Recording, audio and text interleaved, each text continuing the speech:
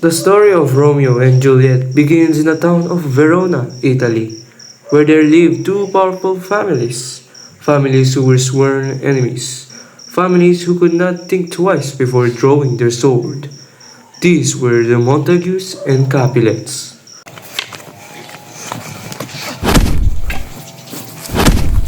Stop! The prince is coming! Enough!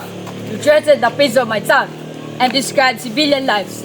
I heard another blow from Montagues and Capulets. The culprit should be imprisoned for life. Off you go, now! While walking on the streets, Romeo and Mercutio are talking. Hello boys, a beautiful day, isn't it? Still thinking about Rosalind, aren't you, my Romeo? Love is the most beautiful emotion upon earth. If it makes you sad, then ask yourself, is it really love then? Sir, oh, I have found myself in a fix. Can you read this, sir? Give it to me, I will help you out. Olivia, Lucio, Rosalind, Tibag, Paris, what list is this? Guess this for the board of Capulets. If you are one of Montagues, you are invited as well. We must go to this boy. Easy for you to say, you are not Montague. I'm not sleeping in that house. But we must go for Romeo, so he relishes in the fact that we crashed the Capulets party. We will wear masks anyway, alright. I'm in and you are not allowed to say no. Fine, but we return soon and don't find anyone there. Wonderful.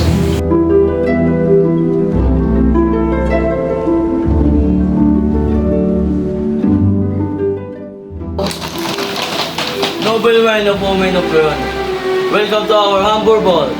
Let the dancing begin. Romeo, go find yourself a dance partner. You need it, we will all serve it wine come Mercutio. Wait! I don't want to! Come, Paris. I'd like you to meet my daughter, Juliet. Aren't you the most beautiful girl in Veronica? May I pleasure the dance? I leave Verona soon, but I do plan to get married before that. What about you? I plan to find my true love first. True love, those that even exist. Only for those who believe. My heart has either stopped beating or has forgotten how to beat. Will you read that if we're true? No mortal can endure such beauty and stay alive. May I have that pleasure? You may.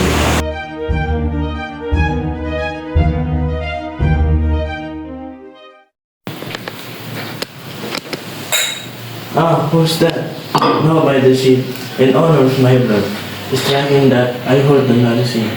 My nephew, why, so? Uncle, that man Julian is with is a Montague. Young Romeo, is it? It's him, my villain Romeo. You heard the prince warning to harm Montague until this rope means iron, and his bloody wake is our death.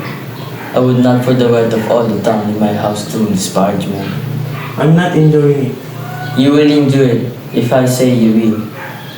It's a shame. You must come to train me. Go, be quiet. Who are you again? I'm a yearning pilgrim and you are my holy shrine. Kissing you will purge me of my sin.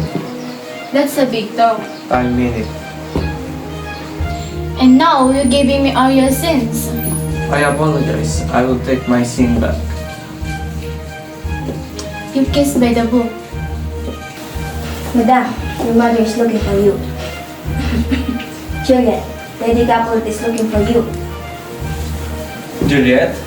Beautiful name. But why is Lady Capulet calling her? Because she is your mother. I'm in love? I'm in love with a Capulet? You remove your mask, and now we are in trouble. Come, let's leave. But, wasn't here another word?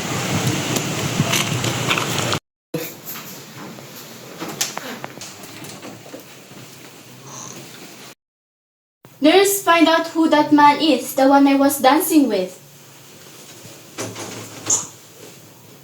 If he is already married to someone, I might as well die. Why my heart is running to run to him? Is this what they call true love? Madam, Tibal told me who's that uncultured boy was. His name is Romeo, and he is a Montagues. No! My only love's found for my only hate. It's too late now. I can feel my heartbeat. How will I? My heart just left this house. Romeo, my heart is aches. You're a Montague? What in a name? That which a color rose by another name would smell as sweet. But what if you think different? You don't know I'm a Capulet, but I don't care anymore. Oh, Romeo, just once, accept my love and then stop being a Capulet. I will be anything you want. Why did you leave? We kissed and yearned for more. I did leave, but I couldn't help coming back. What are you doing here? How did you get here? They will kill you. After listening to my life, confessing her love to me, does it really matter if I live or die? Don't you wanna live? Please live. They will see you. I have knights look to hide me from their sight, and let them find me here. For my life is better ended by their hate than to live every moment wanting their love. You love me? Juliet, I swear by the moon. The moon changes. Don't swear by it. What do you want me to swear by? Your true beautiful self, say you love me, Romeo, I will believe. I will choose to believe. Every word you say, knowing that our family are sworn enemies, or have never felt the calm I feel. This is it, Romeo, this is it. Where my dreams celebrated for being alive, and I believe you. Juliet, I love you beyond the meaning of love itself. Madam, you have to go. I won't live without the right people. In a vow of love. Already give it to you. Stay but a little, Juliet. For I am afraid this is all a dream. I don't want to lose your love. I can't. If your love for me is honorable, propose marriage, and I will be forever yours. Propose and when, where be the right time, and then, there, I will shall be. By the horror of night tomorrow at Friar Lawrence Place. There, I will be go. Hurry! Good night, my love. Good night, my Romeo. What? You want to get married? Today? To the energetic Lord Capulet? Right. Is this a game to you? You know the risk you're taking? What is love without its perils? I don't expect you or anyone to understand. All I know is that if you don't get us married, I'll find another way to make her mine. Either way, we will be together. Mad lover. Juliet will be here very soon. I'll be very happy when we get married. Listen, Romeo. You only love Rosalind for a few weeks. Remember, if you marry Juliet, you must love her and stay with her for the rest of your life. Yes, Father, I understand. I'll always love her.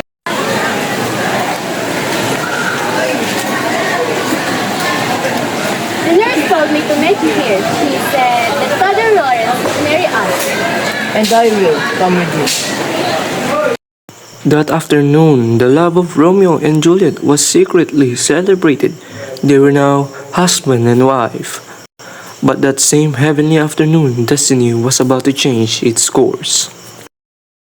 Benvolio and Mercutio are waiting on the streets later that day when Tybalt arrives.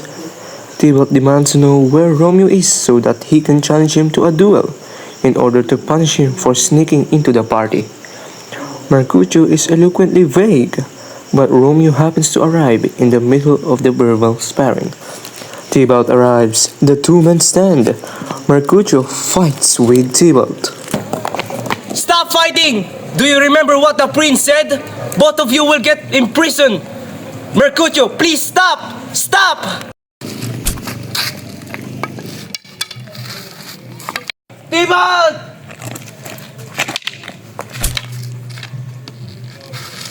Angry over his friend's death, Romeo fights with Tybalt and kills him.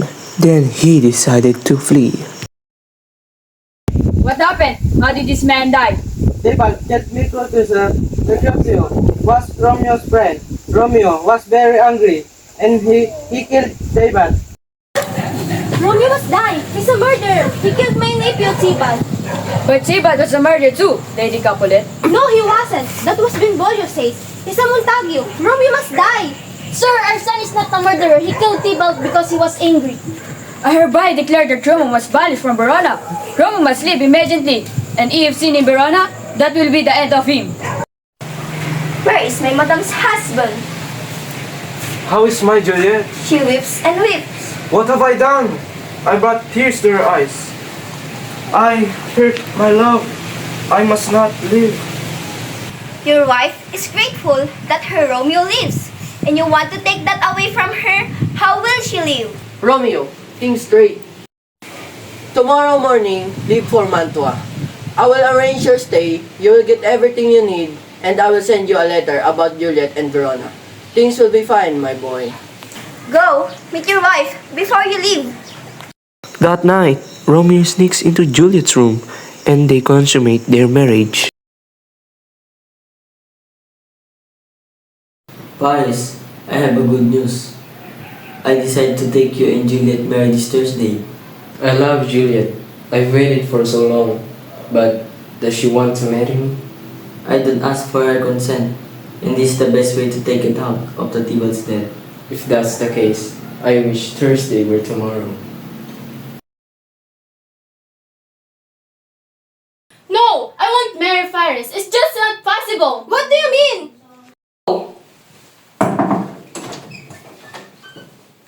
Have you told her the news?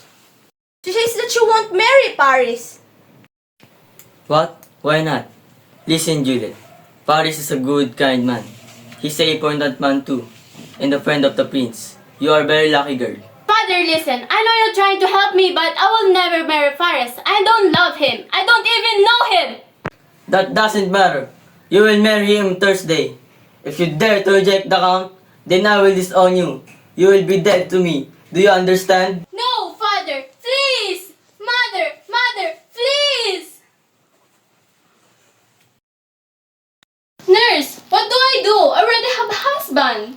But he is banished. What use is the husband when he can stay near his wife? You should marry the count. He'll be better than Romeo. Forget about Romeo. That's the best thing to do. I'm going to see Father Lawrence. Perhaps he can help me. What? On Thursday? This is very sudden. I know. I am very excited. I've loved Juliet for so long. And soon, we'll be married. But you don't know her very well. Paris, you wait. Thursday is too soon. But her father already decided. I am very happy. Hello Juliet, my love. You'll soon be my wife. Perhaps I come to talk to the priest. Are you going to tell him how much you love me? I come to talk to him alone. Can you leave us, please, Paris? Yes, of course, father. Goodbye, Juliet. Soon we'll be married. What will I do? I never marry Paris. I understand your pain, my child. Do you? Doesn't anybody understand? My love is banished, and now I'm forced to marry another man. My heart wants to leave my body dead. Would be better than a life without my love. You give me no other option. You and Romeo are dear to me. I cannot see my child in pain. There is a way, but it involves a lot of risks. Together, they conduct a plan to reunite her with Romeo. The friar gives Juliet a potion that will make her seem dead for at least 2 days, during which time Romeo will come to meet her in the Capulet's vault. The friar promises to send word of the plan to Romeo. Paris, I have a good news. I decided to take you and Juliet married this Thursday. I love Juliet. I've waited for so long. But does she want to marry me? I don't ask for her consent, and this is the best way to take it out of the Thebal's death. If that's the case, I wish Thursday were tomorrow. Juliet drinks the friar's potion that night. The next morning, the day of Juliet's and Paris' wedding, her nurse finds her dead in bed. Juliet, make you sleep so much on your wedding day. Come on, child. Wake up. Juliet. Juliet. Ada, my child. Why isn't there a pulse? No. My child. Whole house decries her suicide, and Friar Lawrence insists they quickly place her into the family vault. Unfortunately, Friar John has been unable to deliver the letter to Romeo, informing him of the plan. Benvolio, what news do you bring? How is my lady? Beautiful as ever, of course. Why aren't you answering? What do I say? As beautiful as ever. The heaven, we're always jealous. Then took her back. Your Juliet is dead. That's a lie. I wish it were. I saw her own body with my own eyes. Oh. No! My soul betrayed me. Her heart stops, mine still beats. No! Romeo! Just leave me alone! Romeo hurries back to Verona, but first he buys poison from an apothecary and writes a suicide note detailing the tragic course of the event. As soon as Friar Lawrence realizes that his letter never made it to Romeo's hands, he rushes to the Capulet's tomb, hoping to arrive before Romeo does. Romeo arrives at the Capulet vault and finds it guarded by Paris, who is there to mourn the loss of his betrothed. Paris challenges to a duel and Romeo kills him quickly.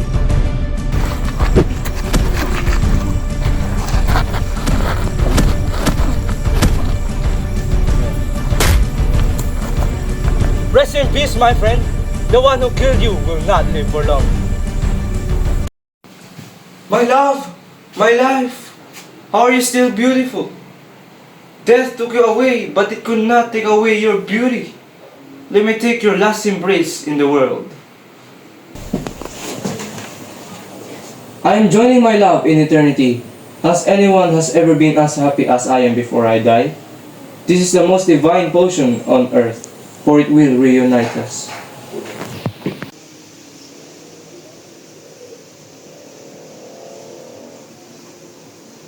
Romeo? Is it already heaven? I should have drink the poison hours back. What poison? Romeo? No! What did you do? Juliet, I love you. No! Romeo, no! My Romeo, not a single drop for me to follow after, but sure still linger in your lips. Wait for me, my love. I'm coming with you, with this last ether kiss. Poison is not enough.